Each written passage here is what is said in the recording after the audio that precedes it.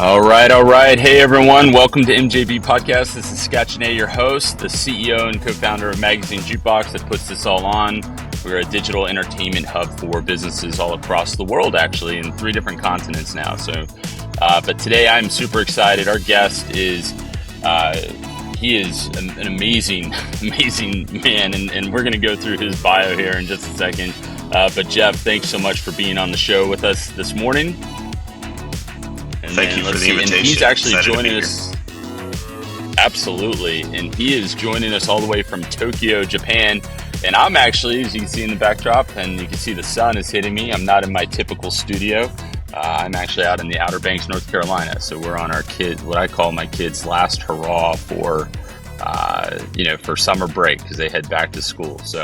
But I am super excited about this show. I'm excited to be able to do this remote and get things rolling. But before we get all into this podcast, we always like to go into what I call our LinkedIn moment. So let's roll that and get that going. All right, so LinkedIn moment. The LinkedIn moment that I'm going to be talking about today is actually really near and dear. My wife will be really proud about this one, but this one is posted by Rashawn Copeland, and Rashawn says, another amazing story. And he says, K-State assistant track coach and 2024 Olympic gold medalist, long jump, Tara Davis Woodhull, poses with her husband, Hunter, who is a Paralympic track sprinter competing in 2024. And it says, looks like they're going to be going on here. I think it starts this week or next week.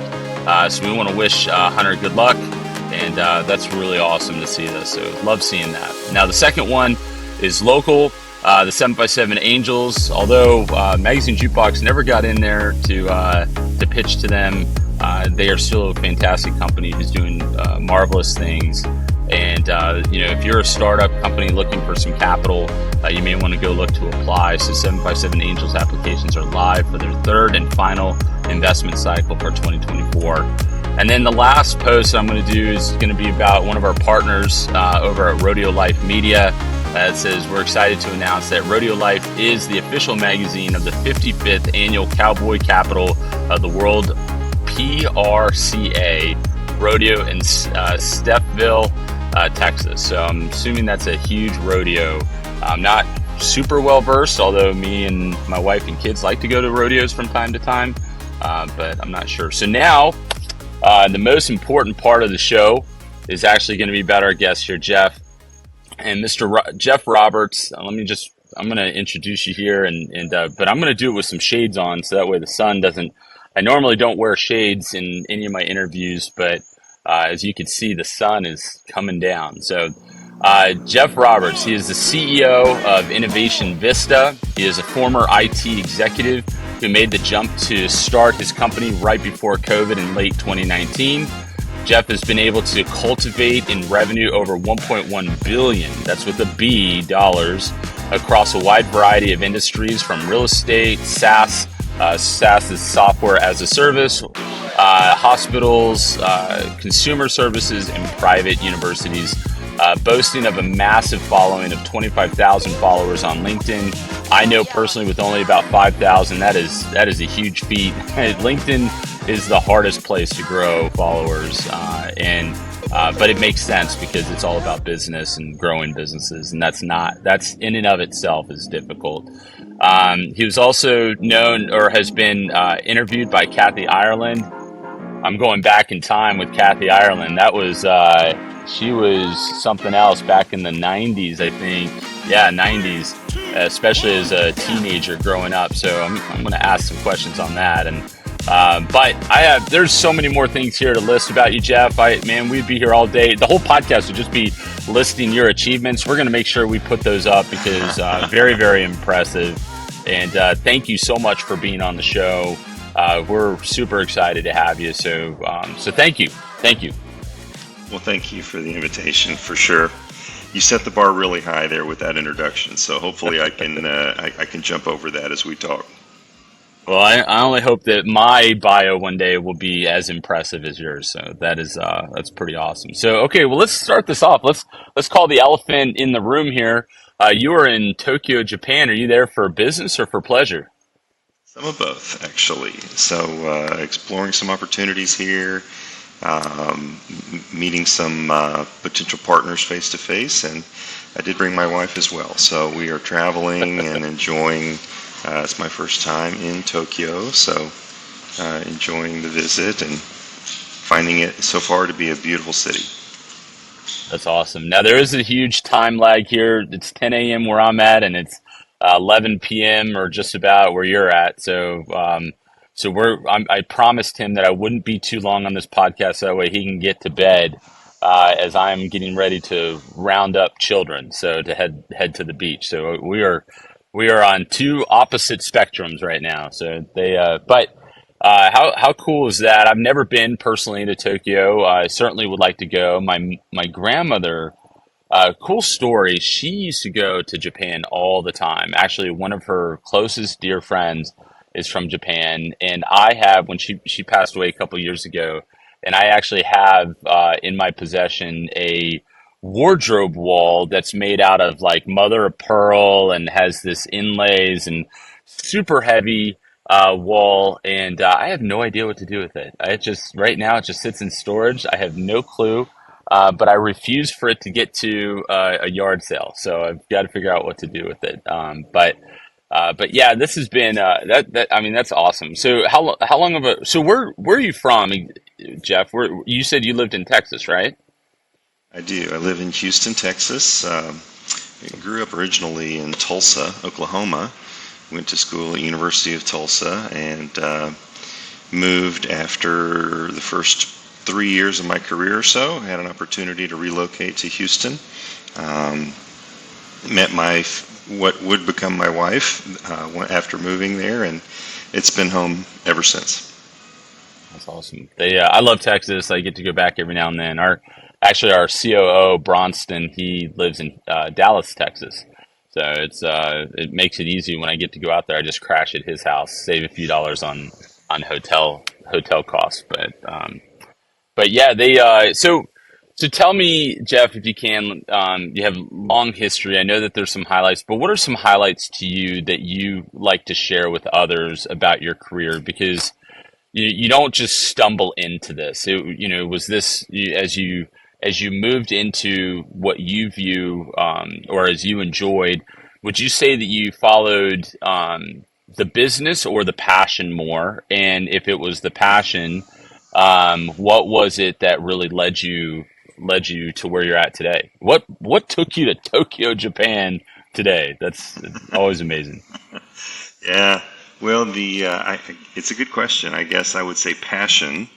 I knew I wanted to be in IT from an early age. In my early teen years, got a home computer, began to just learn how to program that, and this is the early '80s, so they were not very powerful, but I could tell that they were getting better every year, and they were going to become more powerful. And I was just very intrigued with uh, what can we get these things to do to help us, to help us in life and business and really every aspect of what we do.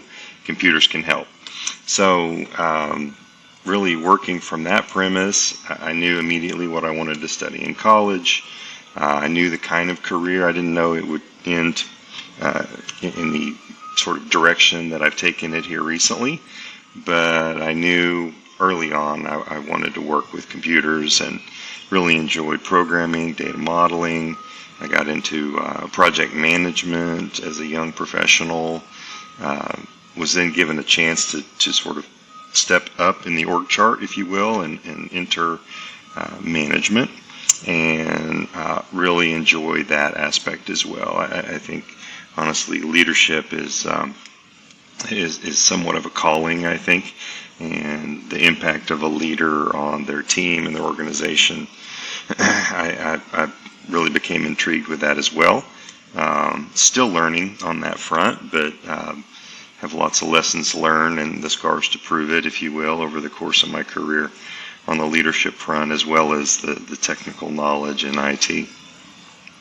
I love that you said the scars to prove it, because so many people I talk to don't realize that whether it be innovation or entrepreneurship, that you will put in 80 hours just so you don't work 40 hours a week, and it is something that keeps you up at night. It's a lot of hard work, and I would think, and you can correct me if I'm wrong, but one of the hardest things that I've found is the aspect of managing people, because working with people is really, really difficult because you have so many different personalities, you have so many different desires.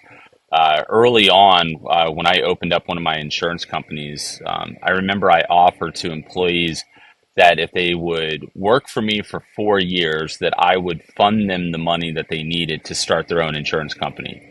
And out of the maybe 9 or 10 employees that I offered that to, none of them took me up on that offer. None of them. Wow.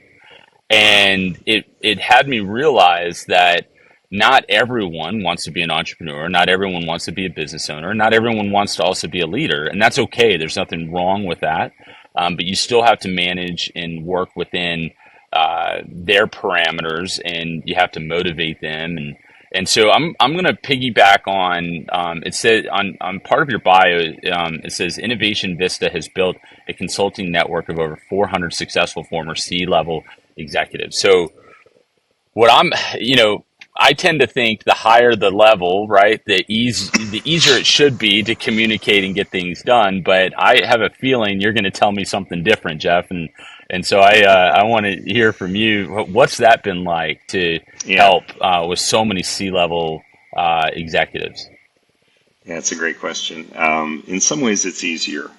You don't have to, guide these consultants on the basics of what they're doing. Huge part of our value proposition is the expertise that they all have in their brain and what they bring to the table. I will say that the challenge that comes with it is how do you do it our way, right? And there is a mindset and an approach that we feel like is right for technology and innovation. And it's about the business, it's about the organizations and the impact we can bring with technology. So we don't see it as an end to itself, we see it as a means to an end. And really, the right goal is efficiency, top line impact is a huge thing we talked about a lot. Um, Market share, even for something like a nonprofit, you can have reach, increasing their reach, increasing their presence and fundraising. And for commercial enterprises, obviously, it's market share and revenue. Um, so it really is, I guess, searching for that mindset across the ecosystem of freelance consultants is one of the largest challenges that I've had to figure out. I guess I'm still figuring out. Um, it's interesting. I started Innovation Vista in late 2019, right before COVID. Yep. And that felt like a horrible decision for about 6 months. The spring and summer of 2020, we had good traction. Okay, let me back up. We had good traction. I knew before I started the firm, several prospective clients, and so I was optimistic. I certainly needed to learn a lot of lesson and dial in the messaging and marketing and branding. But whatever traction we had when COVID hit in early March of 2020, that came to a grinding halt in a hurry. And so, you're right. Not everyone is cut out to be an entrepreneur. Thankfully, I have a very supportive wife who said, "Look, this hit the whole world, and it's not the end of the world. We're all going to figure that out." And so, while we're figuring it out, why don't you use the time as productively as you can? And I one way I've found. Go ahead. Sorry. Oh, no, go ahead. One way you found. Yeah. So one way I found it to be productive in those spring and summer months when everything was shut down and prospective clients were telling me, Jeff, interested in what you offer. We think you could add value to us, but we have people who are scared to come to work We're trying to figure out how to operate remotely, right? It's just not the right time to be thinking about some digital transformation, strategic consulting project or something like that. So, come talk to us later. So I spent the time meeting consultants, and I probably started with a network of 45 or 50 when I started the firm. Um, we were talking a lot more about fractional CIO at the time, and my original idea was I was going to need consultants to be in the same market and the same industry as our clients, which was going to be very restrictive. So I began to just reach out to freelance CIOs. I've talked to over 1,200 at this point. A lot of that was spring and summer 2020. I probably went from 50 on my list of people I know, people I would feel good about putting in front of a client, to 250 over that span. But it's still, people ask me, why, if I've talked to over 1,200, why is my network not 1,200? It's that mindset. It is the, what is technology about? There's a large group of people that are drawn to technology as a career because they love technology. And it's understandable. It's cool stuff. It's getting better all the time.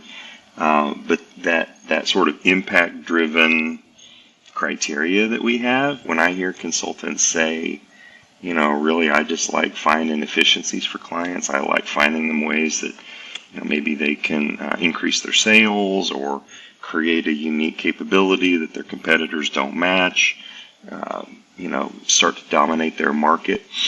That is what we're looking for. And so that is what comprises our list of 400. So that it's really getting the right team, I guess. The right who on the bus, I guess, is always question number one, and then you figure out what you can do, what the smart things are to do with that team. And for us, that's been a challenge. It takes a lot of time, but it's proved to be worth it.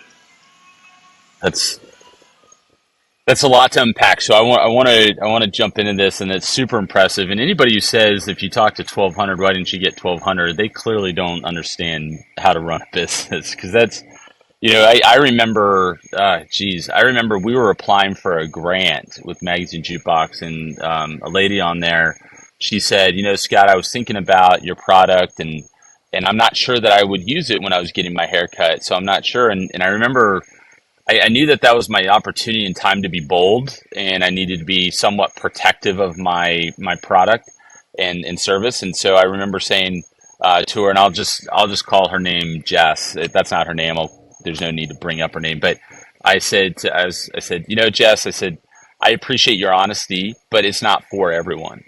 And it's okay that you wouldn't use it, because I have the data and the analytics to show that there are a lot of people that do want to use it and enjoy using it, and I'm okay with that. We didn't set out to get all 100 customers walking in the door that day. We set out to get 5 or maybe 10% of them, and that's perfectly fine with us. And typical business owners or somebody who's never, been in leadership doesn't understand that. To scale, you don't need every company, and to be naive to think that you would get every company is a bit silly. And so I appreciate you saying that, because I wouldn't expect you to get 1,200. Heck, I'm super impressed that you got 400 out of 1,200. I mean, that's huge. And so, Yeah. but the other thing that you said, and I always, if anybody or those who listen to my podcast often, when this comes up, I always pounce on it, is having your wife as a huge supporter is so big. And it's not everyone's married, but to find that support person that supports you in your success and your failures and is there for you. The common theme my wife has said to me over the last 12 years that we've been together, and 11 years in business, and is that when something, or as I like to say, when crap hits the fan, her go-to word is, "We'll figure it out. We'll figure it out." And to have someone who supports you and saying, we'll figure it out, versus saying, I can't believe you did this, or this, I told you this wouldn't work. If you have someone in your corner that says that it's not going to work and they're not supportive, I always say be very, very cautious on moving forward. Be very cautious, Yeah. because they will bring you down before you could ever even get a chance to rise up. And so having a supportive wife is extremely important. And those who are thinking about going into business or starting a business, you know, if you think that you're the one going into business and your spouse isn't, or your girlfriend or your boyfriend or whatever isn't going with you, you're way wrong, because they will be the first ones to pounce on a "I told you so" if they're not in your corner, and you don't need that. And so I'm just saying be very wise on how you approach going into business. Get that support, and understand that even if only one of you is running the business, you both are going into business, and you have to understand that mindset. So I appreciate you saying that and sharing that. So I want to talk about COVID a little bit, because you know COVID is past. We are, and I'm not going to get into politics, but we're in another political cycle year right now, so it's getting, as I like to say, a bit hostile out there. So, but during COVID, it was a really hard, really difficult time. Out of COVID came those who would pack up and go home, and then there's those who innovated and persevered and pushed through. Clearly, Jeff, you're one that pushed through. What would you say is one of the most difficult parts of COVID? And I'm going to make this statement because I think it's important. I recently, meditated and thought about this. But businesses that started during or around COVID are more geared for financial collapse than I think any other business out there, because you went through the worst.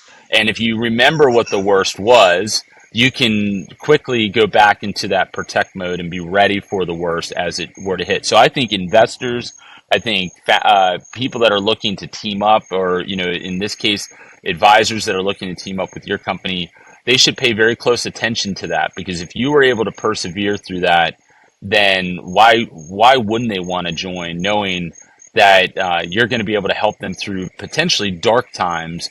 And as business leaders, we will go through dark times. There will be difficult times. So I'll pose the question, which is, during COVID, what was the hardest part for you in your business? What is something you wish you would have done differently during COVID? That's a really good question. I think really this idea that some outside black swan event was interfering with what otherwise would have been really good client conversations and customers and revenue and success for my business. So it was a little bit of grief, a little bit of anger. Why'd this have to happen? Why'd this have to happen right now? Governments all over the world scrambled. We had the PPP program and all these things came out. They were all geared, and I thought a lot of that made sense. I mean, not all of it maybe, but they were doing the best they could, and it is completely challenging circumstances. All of it was geared for companies that had already been in business. You already had tax returns in the name of your business, right? You had already been operating, etc. And so for me and my little company, I'd already left my previous W-2 career December of 2019 officially, and none of that really qualified me. So it was just me and my nest egg and my belief in what I was trying to do, and I guess patience that my wife certainly helped with. Definitely agree with your comments on that. But this completely outside force was stopping me from this success that I otherwise would have had. And clients even were saying to me, if this were normal times, absolutely, I'd probably sign you up right now. This makes a lot of sense, and we have opportunities we're not even thinking in the way you're talking about thinking. So it almost made it worse um, during that period. And so, I had to come to grips with, look, I could sit and complain for 8 hours and be at exactly the same spot at the end of that 8 hours than I am at the start. Or I could try to use that 8 hours productively and find some way to, let's find the silver lining. Let's find, out of challenge always comes opportunity, and trying to keep that mindset. I wasn't always successful, but I kept it often enough that, I had some productive days, and certainly made some pivots and found some silver lining through COVID as well. Did you find yourself needing to, like, because I think one of the struggles that I've always had is that 9 out of 10 times when I feel like someone says no to me, it's got to be pricing. It's got to be because of the price is too expensive. And that mindset to me is the devil. It's just because we tend to think it has something to do with pricing when I now, as I continue to mature as a business owner, entrepreneur, startup, whatever you want to call it, but as I continue to mature, I find that it doesn't boil down to the cost as much as it boils down to the value you're presenting, and it also comes down to timing. I think timing plays a big role in a lot of this. And while maybe a perfect time for me today may not be a perfect time for you today. And so, what can you talk about those struggles of wanting to lower your price or change the price because you feel like that's what I need to do to make changes, but that's not always the case. Yeah, it's a really, really great point. And part of it is what you sell, right? So if you're selling paper towels or rubber bands, some kind of commodity good or service, maybe it is a lot about price.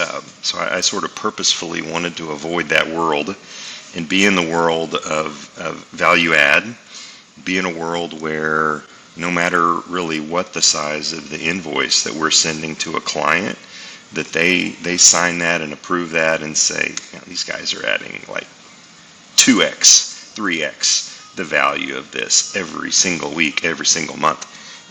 So that whole delivering value kind of mindset was always very front of mind for me. And I have found with clients that they do sometimes start wondering about cost, and of course a lot of the target market that we're reaching out to is mid-sized companies that may not feel like they've got a budget for a full-time CIO or CTO. So finances are there, but as soon as we introduce them to the consultant and we've explained kind of our process and what value that expert can bring to them, it becomes a lot less about the dollars and it becomes a lot more about the fit. And it just is. It rarely becomes any kind of concern because once we're in, then we're delivering that value, and clients say, this is fantastic. What other ideas do you have? We want to extend, and let's keep doing more. So can you, and I'm learning this even more so, but there's some misconceptions between advisor and a coach.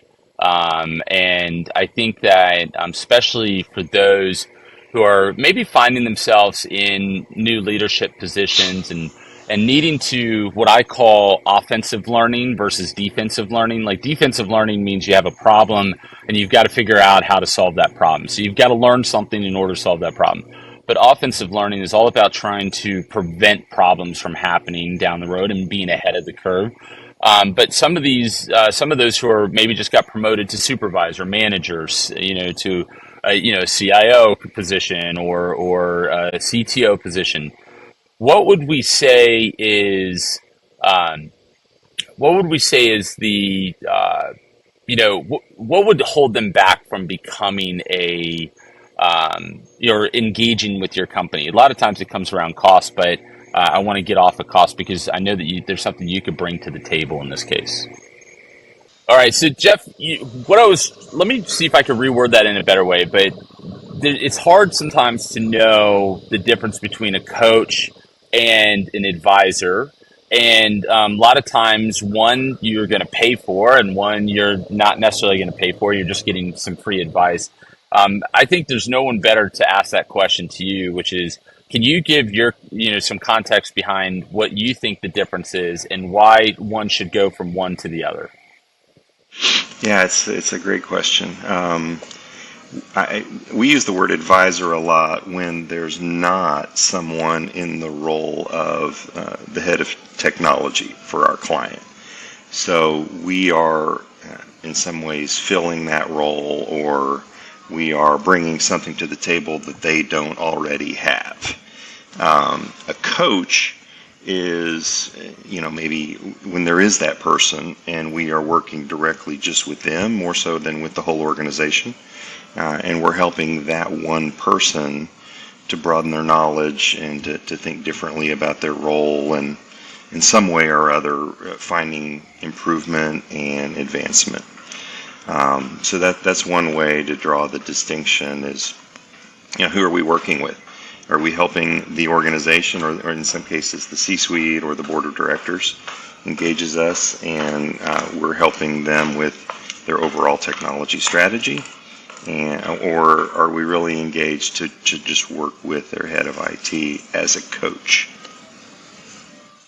I love that, and thank you for sharing that, because I've had some encounters recently with those who are paying quite a bit of money for a coach, getting a coach when they didn't necessarily need a coach. They needed more so an advisor to come in and help the entire company, or a section of the company, like you said, either C-suite or board. And so it's important to understand the difference. And the thing is that I think sometimes when we put money on the table saying, hey, I'm willing to spend this, that even if a lot of these that are, I call them fly by the night advisors or fly by the night, coaches, they tend to take the money and they'll fill that spot, even though that's really not their wheelhouse. And they need, and unfortunately, who that hurts the most is that person trying to grow because of that relationship. It's super important to do your due diligence and make sure you're talking to the right people and getting connected to the right people. And time again, there are businesses out there that want to do harm more than good, and they just care about the lining of their own pocket versus watching someone grow. Because really, if you think about it, a coach should coach himself out of business, right? Like they, Yes. when you're a really good coach or you're a really good advisor, like you should be at some point getting yourself out of business because you've done your job and now you're moved on to the next. But if you've done it right, then that person who hired you should be promoting you and teaching others to bring you in to help encourage those relationships. And that's how this continues to move that needle, as I like to say. So, Jeff, That's look, great. I really believe I could talk to you forever. I would like to invite you back for sure on a second show. Maybe we could do it in person if I'm in Texas, or if you're ever in the Norfolk area. And but the amount of knowledge that you have and your skill set is just incredible. Can you share with our audience? Can you share what's a great customer for you, or someone listening to this who should be reaching out to you? Yeah, so with 400 plus consultants, we really have gotten to the point where we can add value in any industry. Generally, it's mid-sized organizations. They're large enough to have complexities and challenges where the out-of-the-box sort of best practices are not working, not giving them what they need, whether it's stability or even that sort of top line or margin kind of impact we talked about. They don't feel, they're not large enough where they feel like they have the budget for a full-time experienced leader. So often, these groups it's one of two things. They're either trying to make a go of it with really a middle manager running their IT, a director of IT, manager, or vice president of IT, someone that maybe has climbed the career ladder on one side. We talk often about two sides of the IT career ladder. When you hit CIO or CTO, that's really the point where you've got experience and responsibility over both. There's an infrastructure operations sort of angle, There's an applications and data and analytics sort of angle of climbing that ladder. So trying to make a go with a middle manager running your IT really means you have a blind spot in about half of what you should be doing, at least half. The other thing those kind of companies try to do often is find a vendor partner that they can just outsource the whole function. And they become very reliant on that group, too much so, we believe. It's all what are your motivations? And if your motivation is to, improve your own profit margin rather than to give the very best advice you can, often they're going to guide those companies to do the very simplest thing, the very lowest cost for them, rather than the biggest impact for the client. And so that's really, a couple of flavors of clients that often come to us. And, we tell people, look, the thing we're pushing for is our tally board of revenue and efficiency and cost savings. That's it. We want more and more. We want every client to have as much as they can. We want to drive those numbers as high as we can get them. And if you want that, then, reach out and let's have a conversation. I love it. I will say to those who may be sitting on the fence, do you hire, an advisor? The question that I would pose back to them is, if you think that you can't afford it, I would say you can't not afford it. And that's the difference between going from good to great. And so I thank you very much, Jeff. I know we're going to cue up some music here for for this, what I like to call pick your poison or would you rather moment. Put a little lighter twist at the end of this, but thank you so much for being on our show. This has been very, very informative, and I know that our time gets super limited, so on these, but I would like to bring you back on to where maybe we can dive in a little more in depth and continue this conversation into the future. So thanks, Jeff. We're gonna cue up that music now, and I'm gonna get you to pick your poison here. So okay, so here it goes. Would you rather be royalty 1,000 years ago or an average person today? I'd say royalty 1,000 years ago. Royalty 1,000 years ago would have had the opportunity to have the kind of impact that I'm just addicted to now, improving the lives of people, finding new ways for, processes and society to live. I like to think I would have been a good member of royalty and one that was trying to contribute and not just live off what others are bringing in for me. I'm not even going to go to another question. That was perfect, Jeff. That you hit that nail on the head, and I am going to leave it there because I think so much of, especially my generation and younger generation, they need to hear that. Don't be dependent on others, but be successful and help others along the way. So, Jeff, I think this is going to round out our show. I know we're going to cue up this goodbye music, but our show comes on as often as we can get it on. We love those who tune in. We want to encourage people to continue to tune in, leave comments. That's what gets us going. Make sure that we're getting the likes. So please, if you're listening, hit the like button on the show and make sure you tune in. And again, Jeff, thank you so much. We're going to post all of your socials so that way people know how to get a hold of you, your website. This has just been a fantastic show. So to all of our listeners and viewers, thank you very much for tuning in. Jeff, thank you so much. And we wish you guys a very successful weekend and week ahead.